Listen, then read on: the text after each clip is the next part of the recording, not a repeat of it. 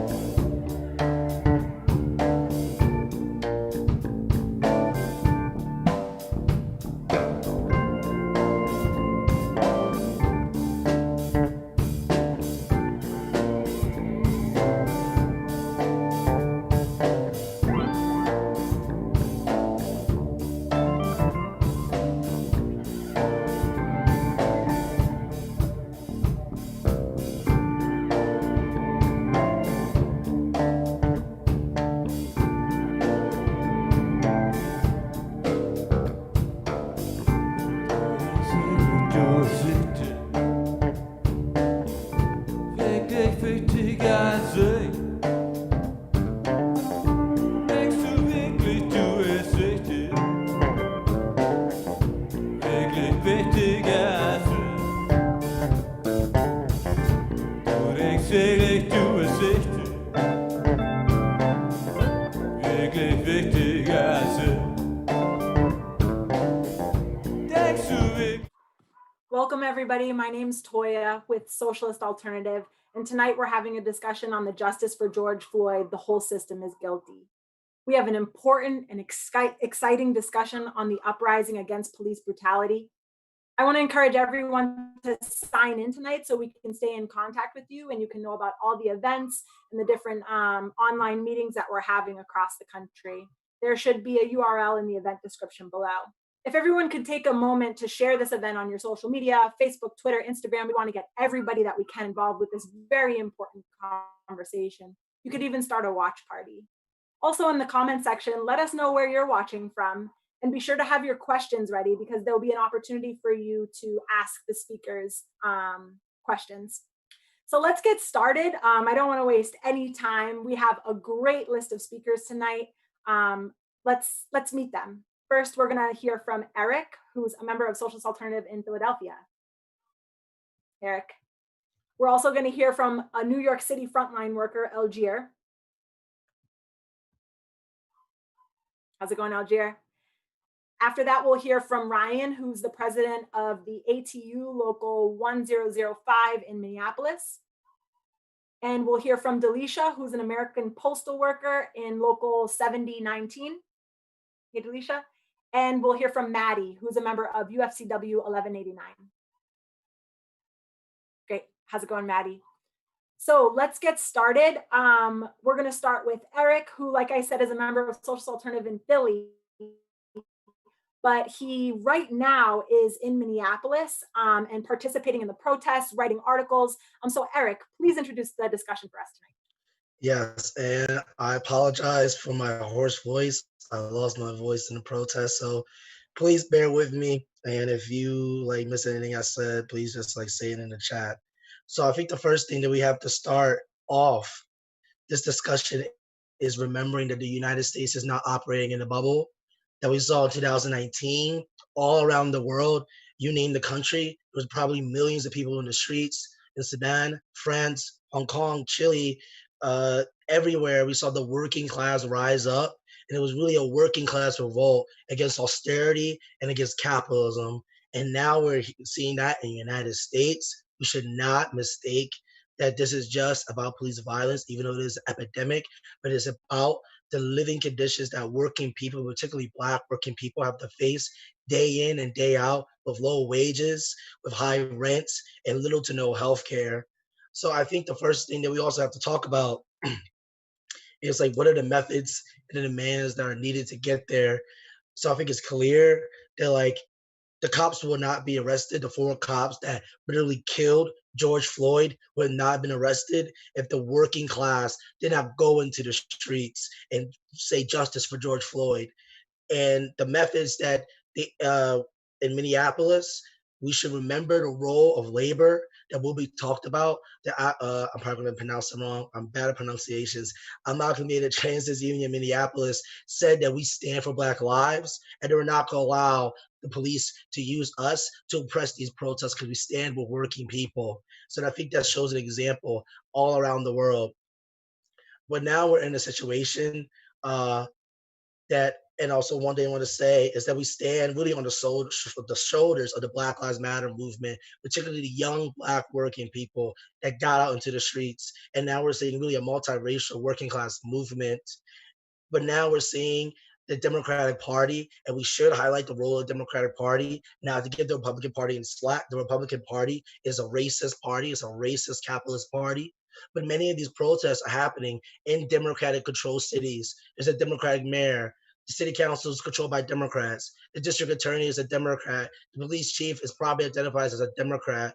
And now the Democratic mayors, you heard it from Jacob Frey, Mayor Kenney said it, Lori Lightfoot also has said it, that, they want to institute these reforms, but the police union, they're so mean. And we should just say yes. The majority of police unions are really all of them are in control of racist leadership that really looks to incite police violence. But we should not lose focus that they're only one faucet of the entire problem, which is the capitalist system. That the Democratic mayors, with a snap of their fingers, could have stopped all of this and conceded to the demands. They could have kicked the National Guard out a week ago. But so we have to remember this is the same party that is crushing working people, that really is allowing the police to kill protesters, that people are losing their eyes, that babies are getting tear gas, but yet they're expecting you to vote for them in November, to vote for Joe Biden, who is saying his magical answer is to shoot people in the leg instead of shooting them in the heart. And the leader of the opposition party, Nancy Pelosi, holding up a Bible and reading from it, which shows that it's completely out of touch. And really, it's only working people that can really solve this issue. All we have is each other. And also another thing about the riots as well, there's been, I think, a lot of speculation on the riots and good protesters and bad protesters. And a lot of it is division. And the people in Minneapolis know it's division. They know that what they're doing is trying to say, kick these people out of the protest and leave all the good protesters so the cops has an easier time to crush the protests. And I will not disown the riots. I think that's the mood of the working class. However, it is not the road to power. Riots are a result of an organization. And that leads me to my next point, that working people understand that there's a need for organization. Talking to people in the streets, people are receptive to the ideas of socialism, of working class organization, of getting involved in the labor movement, but people are trying to figure out really what does that mean and what does it mean to organize. So it's really important now to really talk about that. And the last thing I really want to say is that one of the main demands that's really being talked about is defunding the police. And I'll end on this point that we fully support that demand, defunding the police, but it has to be also be added to who. Where would this money go to? It can't just go to a random non-governmental organization or NGO while they may do good work. Needs to go into the social services to the working class. It has to go into housing. It has to go into education. It has to go into things that will actually increase the living standards of the working class. And I think a demand that we have to really push forward, that there's a lot of room for, is really community control of the police, that the working class needs to lead the way in restructuring the police department. And we cannot trust the same politicians that are passing these austerity budgets, that are giving money to the police. It has to be put into the working class hands. That we do not believe, obviously, that we can reform the police this way, but this will obviously lead to increased living standards and really recognizing that the only way that we can solve problems is the working class is at the helm. And so that's really my points. Thank you so much for that introduction, Eric. You gave us a lot to think about. I want to remind everyone who's watching to sign in so that way you can stay in contact with Socialist Alternative. And if you're interested in maybe joining, checking out the local branch in your city or your area, you could check out our website as well. So next we have Eljeer, who is a member of Socialist Alternative in New York City, a frontline worker at a hospital. And he has written extensively on, Marxism and the fight for Black freedom. So, Eljeer, take it away. Thank you. One of the most famous quotes from Malcolm X is, "You can't have capitalism without racism." And I think it's interesting when we think of the George Floyd situation or the uprising itself. Last year, we commemorated the 400th anniversary of the arrival of the first 21 enslaved Africans who were classified as indentured servants to Jamestown, Virginia in 1619. Racism is not an individual feeling or attitude, but the death of George Floyd, Breonna Taylor, Ahmaud Arbery, Tony McDowell, countless others, the Amy Cooper racism in Central Park is a byproduct of racism in the United States being etched in the DNA of the birth of global capitalism, of American capitalism and the nation. The rise of chattel slavery and racism that we understand today took time to develop. In ancient Greece and in Rome, there was slavery, but the usage of Black labor or Black slavery based on ancestry, based on skin color, or other physical and mental characteristics was a new development in world history. Um, Racism flowed from the development of capitalism, beginning with the rise of the capitalist class as feudalism began to fade away as a dominant political, economic, and social formation of those times. And so we see the development of the Atlantic slave trade in 1440 by the Portuguese merchants who went to Africa and did business with African leadership. With the rise of capitalism, the development of what we know as the nation state, the home base of capitalism, really produced a society that would organize production in a different way than we understood it under feudalism.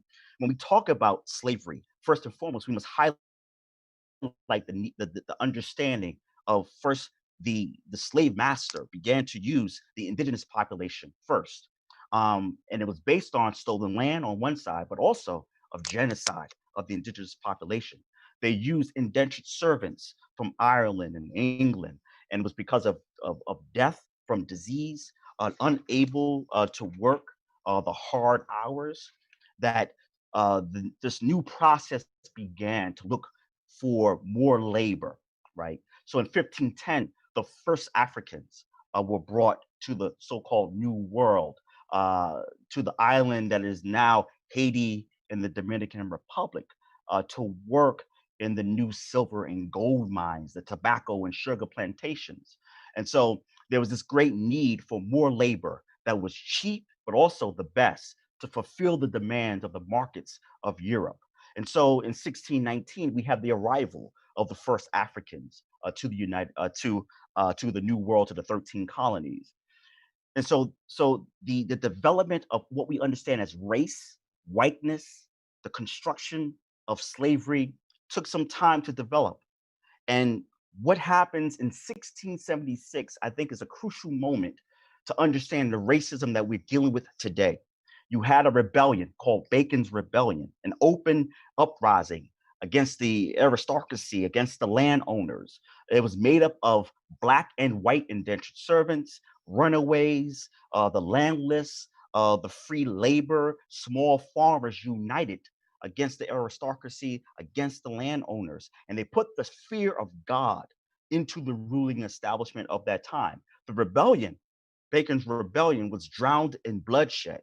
And from that standpoint, we see the development of racism, or the construction of race, right? Social control, controlling of Black labor in particular, the ideas of race as a construct, as an idea, the idea of whiteness, which really did not exist up until this time period, and divide and rule to separate the Black laboring class and that of the white indentured servants. In some ways, we have the germ of what existed in South Africa in 1948 with the rise of apartheid. So in many ways, we see the beginnings of this process. This is a global phenomenon. What slavery also produced, or what chattel slavery produced after Bacon's Rebellion, was a privileged middle layer of white indentured servants that will be used as a buffer between the ruling elite and those of the slaves. Keep in mind, not all whites were part of this middle layer. Certainly, poor, landless, white women, ethnic Europeans were not considered white at this historical moment. But I think something that Dr. King said very interesting about it, that what the divide and conquer produced was the superiority and inferiority complex within society, right? This idea that if you were white, that you had an advantage, as long as you wasn't Black, even if you were poor, even if you were struggling in the world, as long as you weren't Black and a slave, that you were better than those heathens. And so that idea, that complex was inscribed by law, by enforcement, because we must remember the first law enforcement that we understand were the slave catchers during the slave period. Economically, politically, socially, culturally, religion. It was basically people within the society was socialized under racist ideas to justify the oppression of Black people in particular. So at the center of American history, the rise of American capitalism and democracy has had to confront the racial paradigm and of institutional racism in all forms. So we think of the American Revolution of 1776. That didn't resolve the race question. The American Civil War, which hopefully would have ended the dominance of the Southern planter class, a pre-capitalist formation, and see the rise of a Northern mercantile, a capitalist class emerge as a dominant feature of American society. You have the two phases of Reconstruction, and you see the inability of the radical Reconstruction period, unfortunately betrayed by the forces of the political establishment of that time. The rise of Jim and Jane Crow, all the gains that we made in our struggle has always been linked to this question of racism and capitalism. If it's the labor movement and the birth of the CIO of the 1930s and 40s and the socialist movement from its very inception, or the civil rights movement and the Black Power movement of the 1950s to 60s. Now, we have to say today, and this might be my final point, we have to say today, the Jim Crow signs are down. We don't have the kind of racism that we understood of a previous generation. And yes, we've had the first Black president.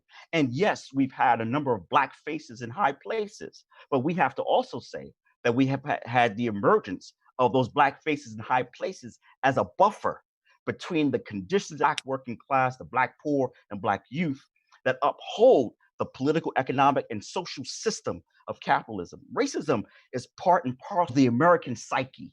It's part and parcel of the American institutions. We have to keep in mind that Black folks in this society were the former chattel and property of the slave masters, right?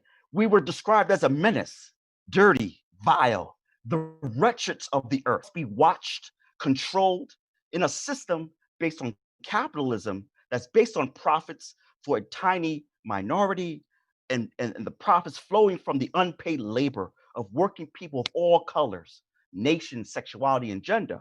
But we have to say, when we think of George Floyd, when we think of Breonna Taylor, the first laborers of this nation in the violent extraction of that labor had provided the foundations of American capitalism. That's why we say you can't have capitalism without racism. Eljeer, I couldn't agree with you more. And before we move on, I just want to say how, important this discussion is. And we have people who are watching from Oakland, all the way down in Houston. We have Central Florida, even New Haven. So I want to thank everybody for tuning into this very important discussion. Eljeer mentioned revisiting this history that's so important. And I'm glad he laid that out, because our movement for racial justice will not be effective if we're trying to just simply morally convince people, right? We need to build broad layers of workers fighting together along class lines.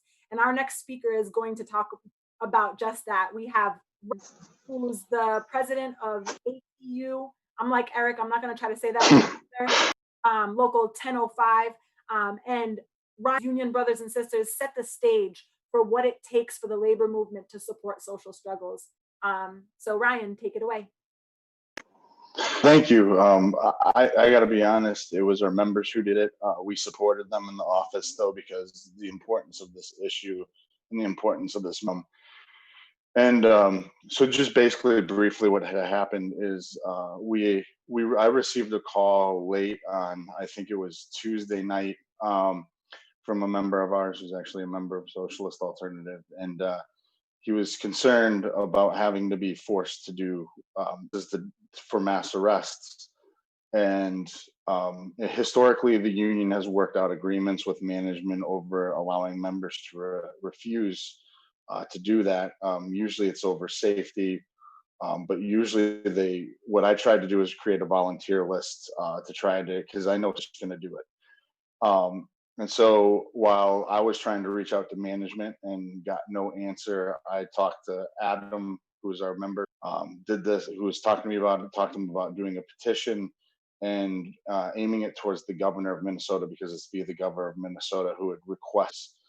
And while we never heard back from management, but while that was going on about the volunteer list, while that was going on, the petition was receiving huge amounts of support. that it was just basically management realized that they couldn't use the buses, at least for mass arrest. They tried to get around it by having our members transport state troopers, but we supported our members who even refused to do that. The International then came in and released a statement supporting our members as well and urging the issues of safety. And so that effectively shut down the buses being used for, at one point we thought they were going to try to reach out to another transit agency, and we had called that union and they had started to try to reach out to their members as well. But what they ended up doing was getting more of the Metro Mobility buses that were not commissioned by Metro Mobility anymore, and use that to you had the police move the protesters around, and a few of our members still did police, but the overwhelming majority refused to. The other thing to bring up, and I'm glad talking after Eljeer, is Eljeer mentioned the CIO. In the 1930s, it was the split happened in the AFL. For those who don't know the AFL-CIO, the largest unions, they were not together. It was just the AFL, and there was a split in the AFL because one of the biggest issues was organizing non-white workers. A lot of the unions in the AFL would just stick to the white working class, and a lot realized that was actually hampering the labor movement and not allowing it to grow and actually advance the working class. So a group split off and formed the CIO. Today, we don't have that issue of just white unions, but the reality is the union movement isn't speaking out about the racism that is institutional, and it happens daily. Many at ATU, our workforce is very diverse, and they face racism in their communities on a daily basis from the police and other sections of society. And it's time that that is publicly spoken out against, and it needs to end. And it took the murder of George Floyd to make this much more easier and much more exposed. But right now, it's incredibly easy. In our local, we are dealing with a couple of fights with management that deal with discrimination, institutional racism that is just accepted, and we're fighting it. This instance has, I think, helped our members understand those cases that were moving forward, that there was some confusion on, and I think that's why it's important that labor speaks out about this. It'll help labor move forward, but not only that, one section of the working class behind, it'll open up the door for the attacks on the rest of the working class. So much, Ryan. The story of ATU is super inspirational, and you've really inspired people across the country to take action. We're going to hear more about that union action. We just have to take a 10-second pause for some technical issues.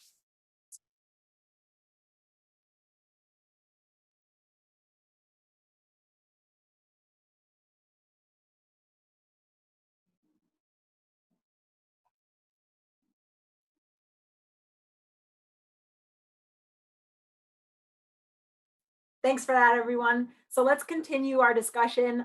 Next, we're going to go to Delisha, who is a member of the American Postal Workers Union 7019. She's also a member of Black People for Bernie, and she's been very busy today organizing a rally outside of her burned post office. Delisha, tell us what's going on. Hi. Well, first of all, let me just say that the post office belongs to one of our other fellow SA members, Tyler. So that's one of his areas that he's part of, and he also helped organize this great march and press briefing that went well. We had over 60 postal workers who showed up, and about total of 200 people that was there supporting, and did the march from the post office where it was burned down to 38th in Chicago, where George Floyd's memorial lay. And so we had a great turnout. The main things that I wanted to talk about was having a labor force that actually supported the community and ensuring that the labor force is going to be there to help the Black community. Having more unions and having the union support will actually give stronger support within for Black people. There's jobs that don't have, there's people who don't have protection. I mean, I know people personally who work the same job as other people, but they they are not protected by the union, so they'll be. Uh, and this goes to play off of the also with the race issue that Eljeer was referring to. So, I mean, you can't really talk about the labor without talking about the inequality of with Black people. So, you know, see it happen so frequently where someone's working at a place and they're doing the same job. But this one person who happens to be white, they are protected under the union. This other person could be working through a temp service and will be there for probably 59 days before they're cut, just because, you know, that's getting that cheap labor. So it's still happening till this day. So that's definitely something that, you know, having a stronger labor force can help within the Black community. The riots are, I think, well, uh, I believe and I know, and just like what I've been talking to other Black people, the riots themselves, you know, that was done out of frustration. I'm not saying that the Black people threw the first stones, but the looting, definitely people that were taking advantage of that because they're walking past these windows, these businesses that they patronize, but they don't really have the money to actually afford most of those things that are in the store. So, you know, and so-called supposed to be part of this community, but they can't, you know, they don't get the things in the uh, from these companies that that were burnt down. I mean, an Office Depot. I was just talking to one of my friends there, talking to one of my friends who lives around the corner from there. I'm like, well, how is the Office Depot even still, you know, still in that area? Who actually supports this business? I mean, it's just mind-boggling in the area that it's in, and it's a successful business there. So that itself is just kind of an is just kind of like an oxymoron. Like I don't see any Black business owners throughout that area. They're mostly restaurants or things like that that's in the community. And those restaurants, those businesses, we are seeing. And what I do know is that the community is protecting each other. They're standing with each other, making sure that they're rebuilding, protecting their businesses and patrolling the areas because the police aren't giving them that protection. So there's been some reports that, you know, that there's been KKK around inciting some of the riots, and um, however true that is, and well, you know, where it's been reported in some news avenues. But right now, most of the people in the community have just been protecting themselves and working together in solidarity. So that's one of the things that we need to make sure that continues is having that strong labor force with the community and making sure that they have the protection that they need, because the police force is not giving it to these minority communities in a way that they should. You see what happens when they do come to the minority communities. They're policing in a way that's like a mafia style, where, you know, they're treating people such as George Floyd that they're not a member of this community or society. And that's something that definitely needs to be, you know, needs to be changed, dismantled, rebuilt. The way the police are policing in these areas, you can't call the police if you don't trust them. So that's one thing. Some of the things that I've been hearing in the community. And the far as like the Democrats and the Republicans, that was part of my role working, doing door knocking with Bernie, Black People for Bernie from and MN. That was probably the hardest thing, is talking to a lot of people and them still deciding to vote for Joe Biden, even though that they didn't know his policies, didn't understand what he's done. He's one of the main contributors of this tough on crime policing that we have right now. And it's just kind of disheartening to know that there's a lot of brothers and sisters that are still wanting to vote for him. Some of the famous people are, you know, having a petition, wanted to hold the Black vote hostage because Joe Biden doesn't have a plan. He didn't have a plan then, and he wants he's not going to go against his principles. That's basically what he's showing. And I don't understand why we have to, and the working class definitely shouldn't be making that choice of going against their own personal interests just to keep, this racism pretty much alive, because that's basically what it is. The capitalists are there, they're trying to separate our groups, and we need to make sure that we stay united. With the Black people, working class people, we all are in that same level when it comes to the capitalists. So they look at us all the same. And, we just need to make sure we have solidarity within the community and make sure we have equal employment opportunities for the Black people, so they can have this protection from the labor unit that's been very supportive and that I'm grateful for. Working in a union has probably been the best thing from leaving a corporation. The difference here is like day and night. So I definitely appreciate it too. Thank you so much, Delisha. And for all of the union members that are watching tonight, we have a petition for union members for justice for George Floyd that you should sign, but also use it in your workplace and as a way to talk to people about what's going on and getting the union on board. So before we get to the question section from the comments, I want to hear from Maddy, who is a United Food and Commercial Worker member, a frontline worker at a grocery store who organized an action at her store this past week. Maddy, tell us about it.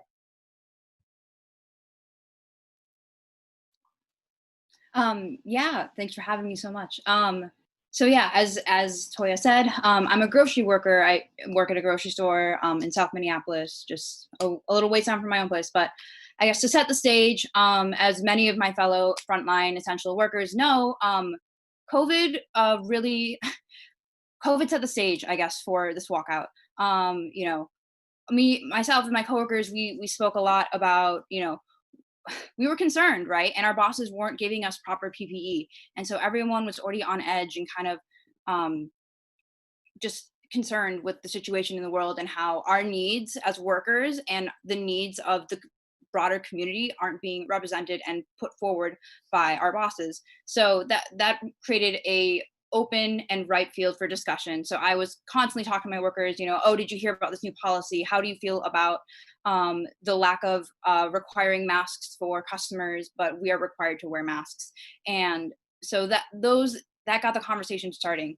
So then when George Floyd was killed, it just kind of, the ground was ripe, I guess, to have this kind of action. So it started off with just a handful of people that I've already been talking to about all of our concerns about COVID. And we just went from, hey, what do you think about having a walkout? What do you think about having an action where we come out as ourselves, as workers, standing together and saying, we stand for this community and, enough is enough. We don't stand for, police brutality. We stand for George Floyd. And it was kind of incredible. Within just like a couple of days, there's just like this incredible ripple effect of, well, I'll talk to this person and someone else talk to the next person. And suddenly, we had a whole group. And just, we wanted to really connect, this broader feeling to take action, and, now's the time, and no one's going to do it for us. We need to stand up for ourselves. And we take ownership of the message that we want to be putting forward, not just this empty and loose, oh, solidarity, we support this, but then no action coming out of it. We wanted to connect to the broader community and demand, funding for schools and housing and not the police. We need to demand the end of capitalism, because this struggle is intrinsically linked of like, sorry. So that's how it happened. Thank you. Thanks so much, Maddy. It's really inspiring to see workers taking action, across the country. And it's so true what you said about COVID being, this all happening on the back of a pandemic and having effect on it. It's totally true. So I want to encourage people to ask some questions in the comments. We're going to move to that section of this discussion. And while people do that, if you could also remember to sign in, so that way we can stay in contact with you. So for the first question, I actually want to go back to Maddy. So like with this idea of, workplaces taking action, for 8 minutes and 46 seconds was the amount of time that George Floyd was on the ground with a knee on his neck. Maddy, do you think that we should discuss ideas of having like a national, we'll just say 9-minute strike as a way to show solidarity, but also build momentum? What do you think about that idea? Yeah, I'm absolutely for it. Like, we have to really be clear about this, is that like, the protest so far, it's been the working class leading it, and, particularly young people of color at the forefront of it. And, this, I guess, working class based action has, gotten us the victories that we have gotten. All officers have been charged, which is great. So I think it's definitely worth discussing. I think it shouldn't be the be all end all, but we do need to link labor with working class issues, right? I have a union. Our unions, we should be calling for our unions to connect that, not only fighting for their own workers, but the broader working class as a whole. We need to, and as also like as workers, we need to, like the bus drivers, that's so inspirational. We need to refuse helping the police. We're not going to provide our services. We're not going to provide supplies to you. Enough is enough. Our own are dying. Our own are being killed by the police. We run the society. We can start and stop everything at the turn, at any snap of our fingers, right? It's not our politicians that make things run. It's all of us. So. Yeah, totally, Maddy. It's the working class that has the control, right? And it's important that we acknowledge that and we unite together to really show that force. So along that idea, I want to go to Ryan. You talked about transit workers taking action, in a social movement to stop the police from using the buses to bring protesters to jail. Like, what about transit workers taking similar actions for other types of initiatives? And one that comes to mind for me is a Green New Deal. Could you see that happening, Ryan? Yeah, I definitely could, because the reality is our job is a green job in reality, and more of that needs to happen. I mean, especially right now with the economic crisis. There needs to be an option for people out there to make a living, and a Green New Deal is one of the answers for that. Moving into green technology, the infrastructure inside the United States is falling apart and needs to be massively replaced. Actually, specifically in like the electrical grids are out of date, and to be honest, how they actually function. Is kind of like how the railways function, where the companies work together, passing electricity through their own lines and charging one another. There's some weird rules out there, but not to go off on that tangent, but more importantly, the fact is that is a very important thing, and that can pick up steam and momentum in the transit industry and the broader working class, and unions should support that idea. Thanks so much, Ryan. I'm going to ask Delisha the next question, bringing it a little bit back to what happened in Minneapolis, because, this is where the uprising started. Although we know there's been atrocities of police killings all over the country. We heard about Ahmaud Arbery, Breonna Taylor. Every single day, actually, police are killing regular people. But Delisha, we saw a lot on the news and on social media, about the National Guard coming into Minnesota and adding cops. And the mayor of Minneapolis claimed that the city was overrun with outside agitators and white supremacists. So I was just wondering, since you're there, did the massive militarization of the police force catch any of these white supremacists? Good. Who were the police arresting, and who did? Yeah. Good question. I'd seen them. I mean, as far as what the people that they were arresting were the same people that you were seeing on the news were protesters. So that's what I was saying. Like many people in the community, especially over the north side, they were banded together. The brothers there were banded together, helping each other out, making sure that their businesses stayed safe, watching their streets, watching the blocks, making sure that their family houses were protected. And, they were people that were actually that's part of the media. You know, there was a sister that got a letter from pinned to her door saying that, you know, we'll burn your place down for having a Black Lives Matter sign outside of her place. So we were definitely seeing those, seeing and hearing those threats, but we did not see any police presence at all patrolling the streets for those particular things. So, I mean, it's pretty much, you know, we're just defending our own. That's what it was pretty much. That's what we're doing. Thank you so much. Yeah, I saw the video of the mayor basically getting pushed out of the city. That was super inspiring. Eric, can you tell us a little more about that? I heard a rumor that you were there, Eric.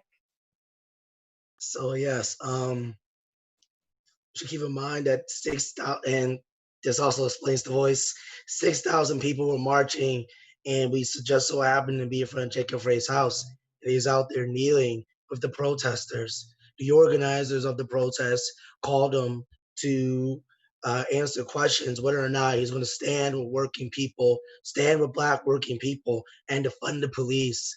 And he started giving long-winded answers. You know, those long-winded answers that so-called progressive really only progress for the capitalist wallets. These progressive politicians, they give a long-winded answer about systemic racism and how, oh, the big bad police union, you know, that's the reason why he can't do reforms. In reality, he probably works with the police, probably the closest collaborator to the police union, because that's how it works all across the cities.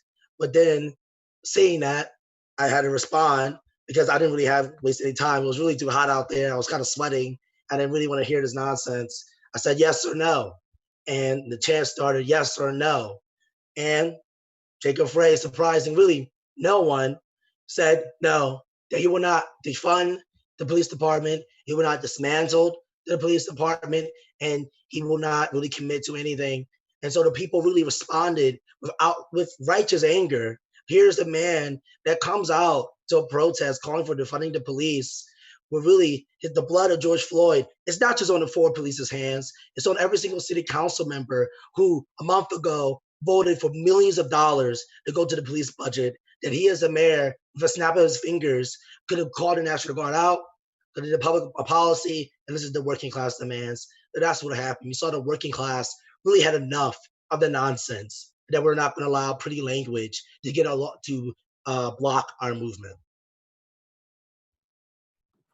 Thanks, Eric. That video was great, and I'm glad that, you know, everyone stood together and pushed him out. Like, it's crazy. But on that, I mean, he's a Democrat, right? The city council is Democrat. In most of our major cities, we see these city councils are part of the Democratic Party. Delisha, you organized Black People for Bernie in Minnesota, as you mentioned before. What do you think about the Democratic Party after how they handled Bernie Sanders? I only supported the Democratic Party because I was behind Bernie. It was sad that he dropped out. It was sad that he ran under the Democratic Party, because I mean, it was definitely not the party that I would want to support at all. Going in, asking Black people for their vote, because I pretty much did is what I think like what Obama did, and, you know, love the guy personally, you know, not that I know him, but, you know, I'm not going to discredit his personality, and definitely not going to hate on what he accomplished as a Black man. But the policies themselves, you know, and Joe Biden, Obama pretty much just handed him the Black vote with that. Not that, you know, and it's, like I said, it's disheartening, because I didn't trust the Democrats then, you know, and I don't trust them now. You know, I'm socialist all the way. I believe in Bernie's policies, and it was just unfortunate that, you know, he left out the race. And when I was talking to the Black people, you know, like I was saying, it pretty much Obama handed Joe Biden to the Black people. And that's the only reason why he's where he's at right now. And that's with the older community. When I went knocking doors and talking to people, it was basically the same answers across the board for older people. I'm voting for Joe Biden. Didn't know anything about him. His policies, nothing. Their kids, son, nephew, somebody was probably in prison right now under Joe Biden's policies, but they don't know this.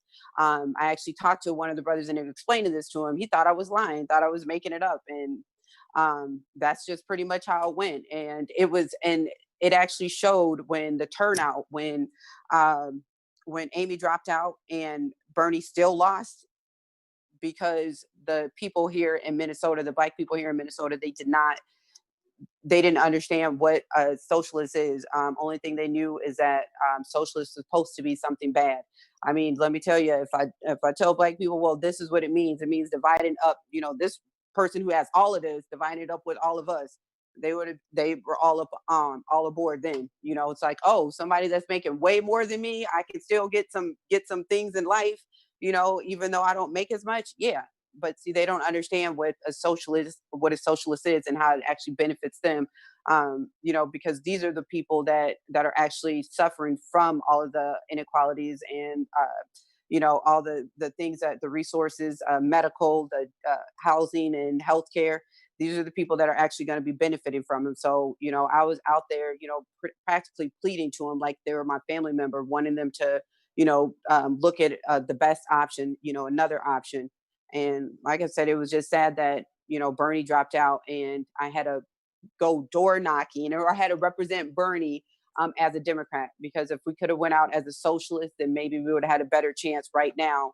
Even after he dropped out, maybe they still would have looked to another alternative instead of just going to Joe Biden automatically.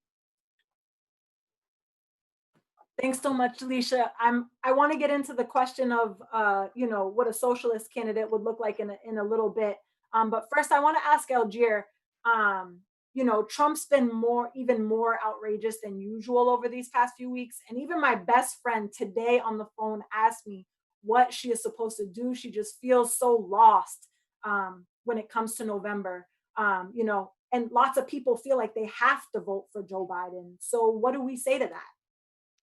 Well, the tragedy in all of this, and I think the sister really touched on this, that Sanders abdicated this moment, this historical moment, in fact, and that we understand many people will go to the polls in November and vote for Joe Biden. Trump, certainly a despicable figure, and will probably go down as one of the most infamous presidents in American history. But we have to say, once again, as the sister correctly pointed out, he's the prince of neoliberalism. He is the architect of what we understand as mass incarceration. In fact, as a junior senator, he spoke so highly of the old racial segregationists, the racist segregationists of the Democratic Party, like Strom Thurmond, for example, who in 1948 ran for the Democratic Party on a segregationist platform.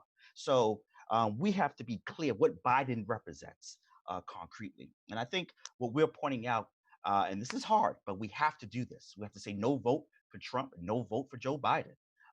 We have to say that we would advocate a protest vote against neoliberalism, against racial oppression, against police violence. And we can defeat Trump.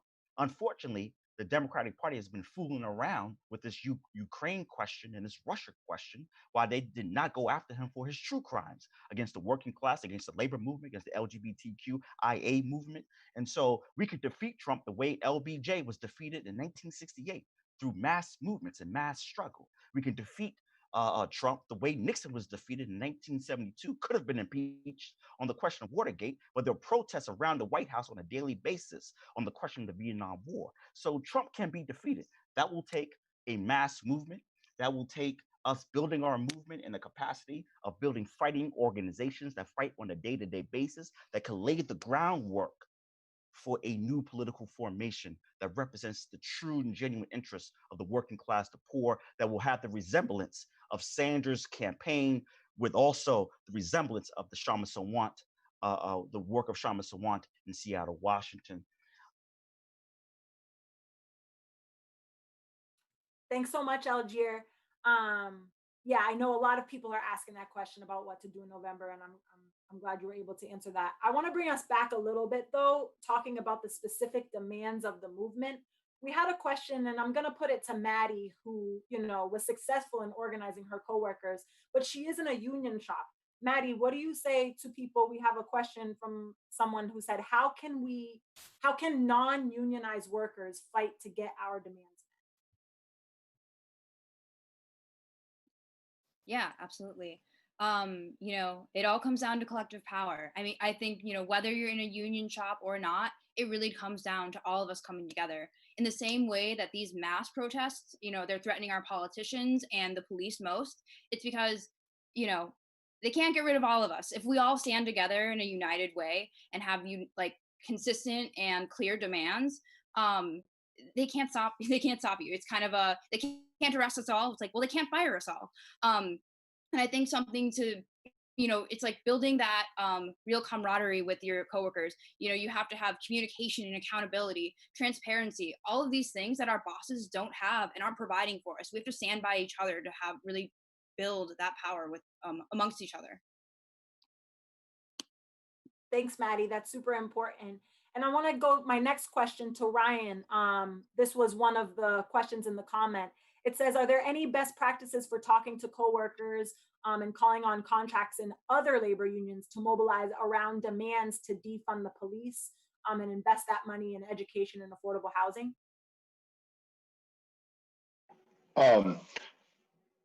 Amongst coworkers, I think it's going to be extremely easy. I think most people right now, because it's becoming clear as day as this crisis, this economic crisis unfolds, more people are going to see that. But also just maybe it's just the experience in Minneapolis, but I have this feeling with the militarization that's happened all over the US, it's going to be a similar feeling. So yeah, it's not that hard. It seems to be pretty much universal. As for other unions, I haven't had a chance to really talk to other union leaderships about it. But though, I'm sure if you the discussion from the Postal Workers Union this morning of the rally that was talked about, I'm sure it would be easy in those sectors. But there's probably going to be other sectors that will be harder. But I think it's also easy to tie that up with the Green New Deal, the importance of funding for everything, so that things are there for the betterment of society, and you can really open up that discussion, I think, with even some of the building trades by really linking it. If the Green New Deal is done in the right way with union pay, union union benefits and all that, it will gain steam. And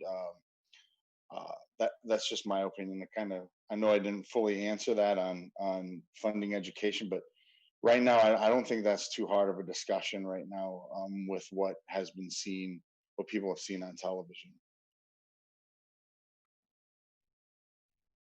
Thanks so much, Ryan. My next question is from Eva Bernice, and we're going to direct this towards Eljeer. Eva asked, where do the limits lie in terms of racial justice under capitalism? What's possible under our current system? She asked, is it stopping racism and murders and lynching, a more equitable education system, defunding the police? So yeah, where do the limits lie for racial justice? Eljeer? Well, I think the first thing I would begin with the process of what took place between the period of 2014 and 2016. There was 24 states that enacted reforms that included body cameras, that included some limitation of the militarization of the police. And what's interesting with this explosion, this uprising, those reforms that were passed in that period, you can literally now throw them in the trash, because those reforms, if it's not linked to structural change of the society, as long as the power of the ruling elite exists, as long as production is in the hands of a tiny minority, as long as the Jeff Bezos of the world, who are about to become a trillionaire, control society, we will return always back to fighting for the things that we were fighting for 50 years ago, 30 years ago, and 5 years ago. For example, like the Voting Rights Act. We're still fighting on the question to make sure people have the right to vote. We're dealing with voter suppression on a day-to-day basis, and they enshrined the right to vote in 1965. And so we're returning back to these same questions. We fight for the reforms. We have to. People have to have a sense of a moral victory, of a material victory that they can build upon. But ultimately, whatever the ruling elite gives with one hand, they will always attempt to take back with the other. And so we have to build our movement in a manner, in a way that fights for the reform, but says the only way to cement anything that we gain in this historical moment, we must then overturn the system of exploitation and of oppression, and that in fact capitalism is the pandemic that we're faced with. And you fight the pandemic actually with a proper medicine, and the medicine is the working class struggle for freedom, liberation, and socialism, I would advance. Thanks, Eljeer. We have a question from Kiana Morgan, which I'm super excited to hear some responses to. They asked any book recommendations, which, as Eljeer laid out earlier, it's really important that we're involved with history and understanding how we got to this current period. So, Eric, do you have a book recommendation for Kiana? Yes, I do, and it is a little bit of a big book, so you'll have a lot of time reading it. It's called Organized Labor and the Black Worker, 1619 to 1981 by Philip Fauner. And the reason why I'm recommending this book is it has taught me as a young Black person who really didn't know anything about the labor movement, who thought the labor movement was not connected with Black people at all, that it was the labor movement that got Black people really where we are. And it's going to be the labor movement that's going to continue and really guarantee Black liberation. And also the flip side, that the labor movement needed Black workers, that every single time a white union went on strike, they lost. It was only when the working class, multiracial that it is, united and fought back against the bosses. And also another thing that's really hilarious in the book is just reading the capitalist class losing their minds when they see Black and white workers just uniting and saying that we are the working class and we're not going to stand for low wages. We're not going to stand for austerity. It teaches a lot of lessons, and we can take these lessons and apply them today. If really we're going to talk about fight against racist police, it's really how do we bring in the labor movement and connecting it with the Black liberation struggle and really dismantling capitalism. Thanks, Eric. I have that on my shelf. Haven't read it yet, though. It is a big one. Ryan, what about you? You have a book recommendation? Sorry, I was on mute. There's Detroit, I Do Mind Dying, that is just, it gets into the auto industry and the amount of deaths that were going on, specifically with Black workers, and how they mobilized inside the labor movement, creating their own caucuses to try to challenge us and linking up to the white working class as well to address these issues and all the complications that come along with that.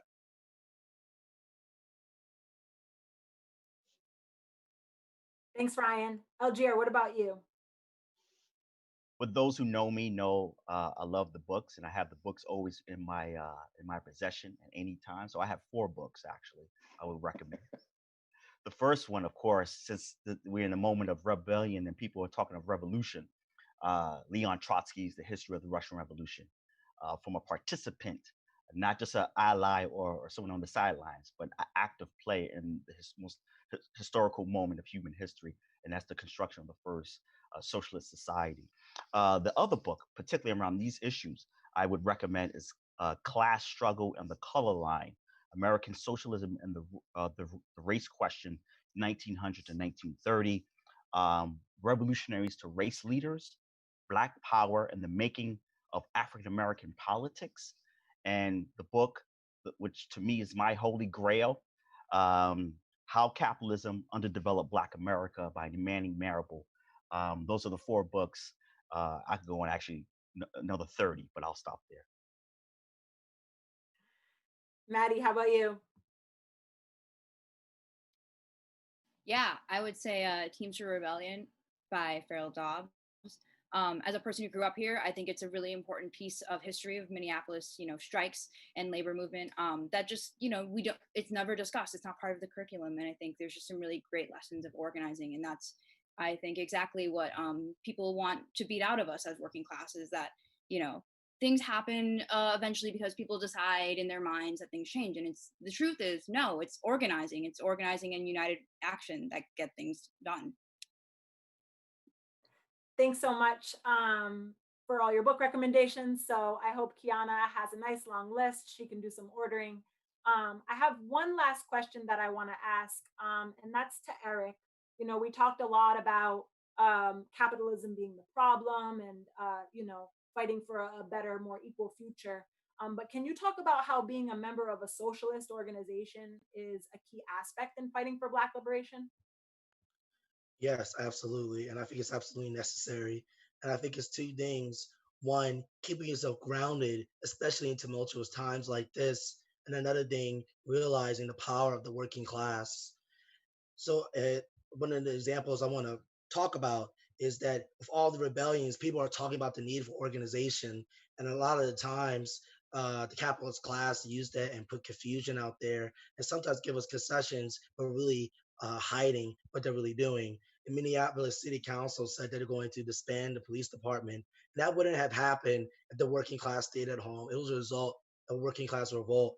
But being in a socialist organization allows you to understand that this is only a small concession to the capitalist class, concessions that the capitalist has to give us time and time again. And as soon as they give it, they take it away. It's almost like a law in the capitalist society. And that what really, really need to happen is really community control of the police. And that this is going to be a constant struggle until we get rid of capitalism. And so if it's going to be dismantling police or really any institution of policy, it has to be who is instituting it. Is it the capitalist class and the political representatives, or is it the working class and working people? And another thing as well is that just being in a socialist organization makes you recognize not only the diversity of the working class, but also the power of the working class and really getting into debates and discussions about how we can really talk to our class.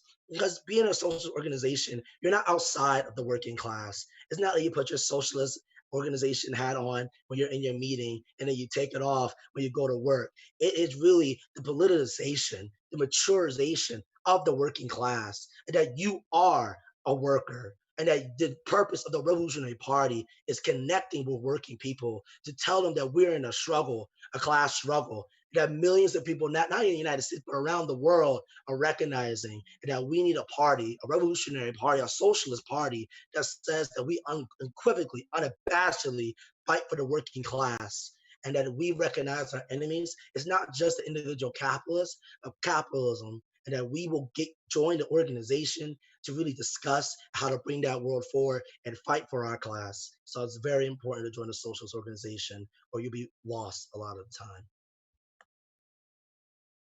Thanks so much, Eric, and to all the speakers. Just so everyone knows, all the speakers we had here today are members of Socialist Alternative, which is part of an international organization called the International Socialist Alternative. Right now, we have a historic moment that we're living through, and we've been fighting racism and police brutality in this country since the beginning, as we discussed here today. And we're seeing where real change on these issues actually comes from. You know, it comes from below. It comes from people like Delisha and Maddy and Ryan, who are organizing in their workplaces, organizing social movements, and specifically from a multiracial working class movement that's mobilizing communities of colors, that's mobilizing the youth, that's mobilizing unions, etc. We now know what we're up against. We're up against this massive police repression of protests. You know, and we've got this lip service from the politicians. We saw in Washington, D.C., where the mayor, you know, painted Black Lives Matter across the street, you know, just for some sort of symbolism. But we need to point towards what true working class fighters can do, and especially those that are in elected office. Socialist Alternative has a city council member in Seattle. Her name is Shama Sawant. She's not a Democrat. She's not a Republican. She's a socialist. And she's putting forward legislation to cut the police budget by 50%. But it doesn't end there, right? We need to talk about where that money then is going to go. That money needs to be put towards education. That money needs to be put towards building affordable social housing, right? She's also saying that the police need to demilitarize, and one way to do that is by stopping purchasing things like tear gas. And also, we need to tax big business. We need to tax Amazon. And Shama Sawant is running a campaign with workers across the city of Seattle to tax some of the richest people actually in the entire world. So if you agree with the analysis that you saw here today and you want to be a part of this fight, you know, maybe you're watching this and for the first time in your life, and I'm thinking of my best friend, the first time in her whole life, she went to a protest in our small town back home, you know, fighting for Black life and fighting against police brutality. If this is you, consider joining a socialist organization like Socialist Alternative. As Eric mentioned, you can feel lost almost without having this sort of baseline of how we can organize and how we can fight and how we can win real change. We need to get organized in a sustainable way. We need to fight for independent organization of our movement. And we need to go beyond just jailing killer cops because that has never been enough. And we don't want to have to keep coming out and fighting every time the police kill someone, which is every single day, right? We want to end the system of racism. And to do that, we need to end the system of capitalism itself. So please consider joining Socialist Alternative. And even if you're in another country, join the International Socialist Alternative. Finally, this is a grassroots movement, and we're a grassroots organization funded 100% by working class people across this country. We're up against hundreds of millions of dollars spent by our governments on police departments, which are being used to crush our protests in this movement. Members of our organization across the country and across the world are fighting back against racism. From the speakers you heard today, which are organizing in their workplaces and communities, to members of our international who have organized solidarity protests by the tens of thousands. So if you want to support our efforts and fight oppression and fight for a world that prioritizes human need over profit, please consider donating to our grassroots organization. I want to thank you all for tuning in tonight, and we'll see you next time. Have a good night.